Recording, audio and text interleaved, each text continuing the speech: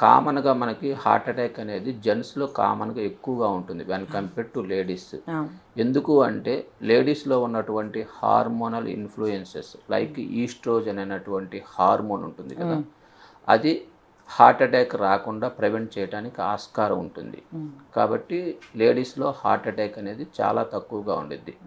అంటే up to 60 years దాకా they are protected with estrogen hormone. ఆ!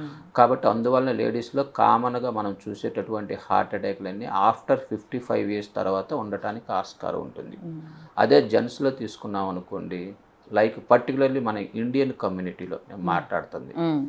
తీసుకున్నట్లయితే వాళ్ళు యూజువల్‌గా most of the young women smoke చేయరు. హ్మ్. దాదాపు 95% of our Indian women don't smoke at all. Yes. అదే వెనక మేల్స్ తీసుకున్నారనుకోండి, స్మోక్ కామన్‌గా ఉంటా ఉండిద్ది. ఆ! కాబట్టి ఆ స్మోకింగ్ అనేటటువంటి వెరీ ఇంపార్టెంట్ రిస్క్ ఫ్యాక్టర్ వల్ల మనకు హార్ట్ అటాక్ అనేది చాలా యంగ్ ఏజ్‌లోనే రావటానికి ఆస్కారం ఉంటుంది మన ఇండియన్ సెటప్‌లో.